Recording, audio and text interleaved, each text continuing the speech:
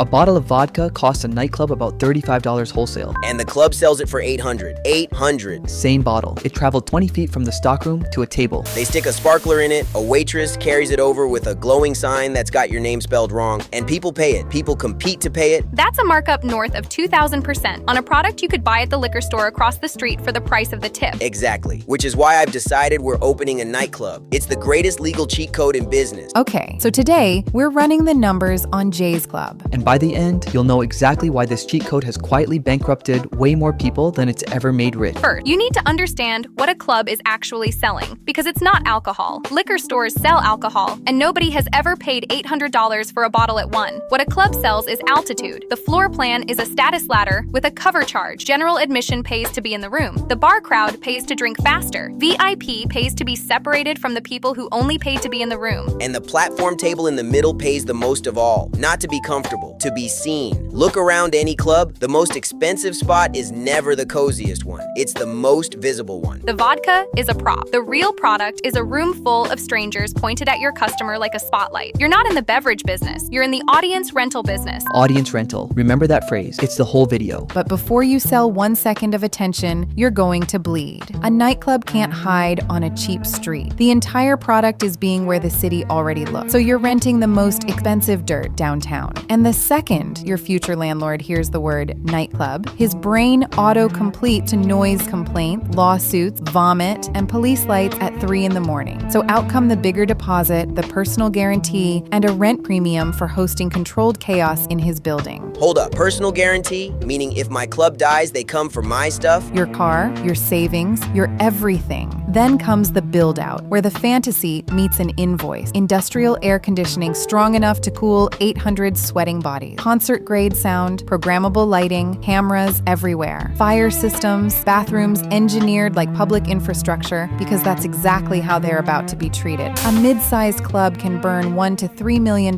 before opening night. And at the top of the market, it gets silly. One Las Vegas mega club reportedly cost around $100 million to build. And you're still not open because you need the liquor license. And in most big cities, that's not an application. It's a political campaign. Hearings, background checks, angry neighbors with microphones. And in cities that cap the number of licenses, you're not really applying for one. You're buying somebody else's, sometimes for 6 figures. So Jay is now millions of dollars deep and has not sold a single drink. Wait till the doors open. Trust, because once the machine turns on, money comes in through 4 pipes. Pipe 1, the cover charge. The purest money in the building because it gets paid before anybody consumes anything. 700 people at $30 a head? That's 21 grand collected at a doorway. As long as the line exists. The moment demand wobbles, clubs start waving the cover and papering the room with free guest lists, and the door goes from profit center to life support. Pipe 2, the bar, where the margins look absolutely beautiful on a spreadsheet. And then spring leaks in the dark. Bartenders overpour. Friends drink free. Bottles vanish. Product spills. A busy club sheds inventory the way a dog sheds hair. Plenty of owners have stared at a packed bar wondering why the deposit doesn't match the crowd. Pipe 3, the crown jewel, bottle service, the purest status transaction in modern commerce. 10 friends drop $5, $8, $10,000. Not for the liquor, for the parade, the sparklers, the walk, the raised booth, the 200 phones that turn toward them for 11 seconds. And it worked. In a good club, one small slice of the floor plan quietly generates a massive share of the revenue, because you're not monetizing square footage. You're monetizing hierarchy. And pipe 4, the one outsiders always forget. Brands. Liquor companies pay for pouring rights. Energy drink companies sponsor events, private buyouts, holiday parties, New Year's Eve. A handful of Monster Nights can carry a shocking chunk of your entire year. Okay, so where's the cat? Here's the cat. This beautiful machine runs entirely on people you do not control. Start with DAP, because in this business,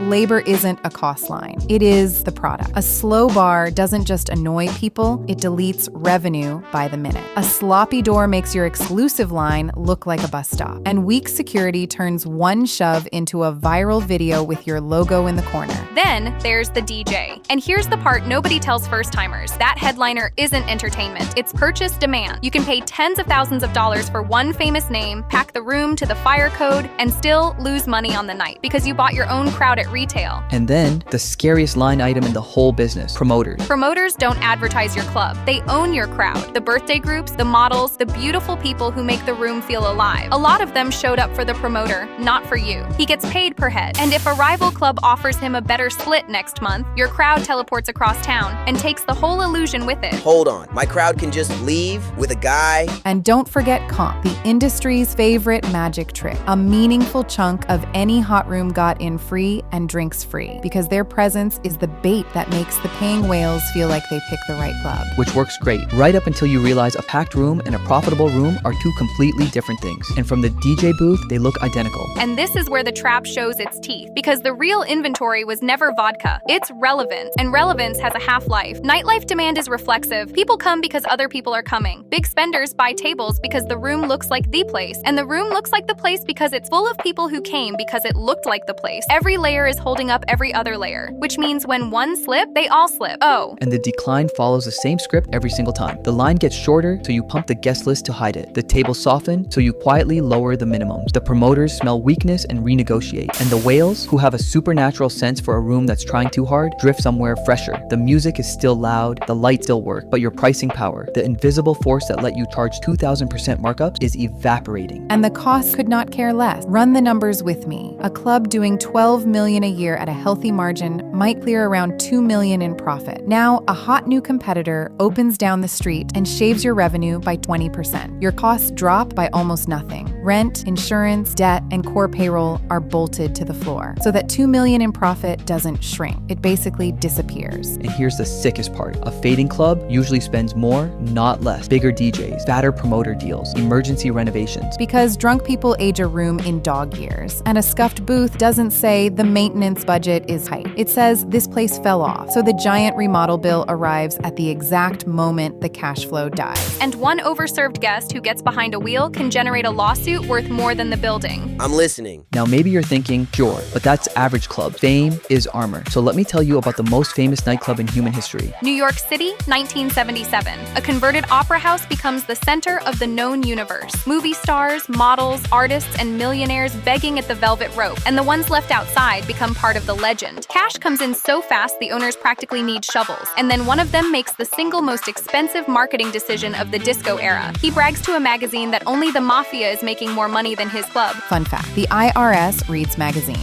Federal agents raid the place and find garbage bags stuffed with cash and a second set of books. The owners plead guilty to tax evasion, and the kings of nightlife trade the DJ booth for a prison cell while the empire gets sold off. The hottest room on the planet, the most demand any club has ever had. It lasted about 3 years. Because popularity and durability are not the same thing, and nightlife punishes anyone who confuses them. It still does. In Vegas and Miami, famous clubs get gutted and rebranded every few years. Not because the buildings wear out, because the story does. So, does the cheat code actually work? Honestly, yes, for a while. For the operators who treat it like the knife-edge business it actually is. Nail the location. Survive the license fight. Build with discipline. Guard the inventory like it's hash, because it is. Curate the crowd mix. Keep the promoters loyal without becoming their hostage. Do all of that, and a nightclub can print margins the rest of hospitality can only dream about. But understand what you really bought. Not a bar, not a sound system. You bought a weekly bet that your room stays the main character of the entire city, renewed every Friday night against every new room that opens, forever. And the thing about main characters, eventually, every single one of them gets recast. When the belief holds, you're printing money in the dark. The night it breaks, you're the proud owner of the most expensive empty box downtown, and the rent still hits on the first of the month. I'm still opening one. Jay. If you want more autopsies of businesses that look like easy money right up until they aren't, subscribe and drop the next industry you want on the table in the comments. Keep your eyes open out there.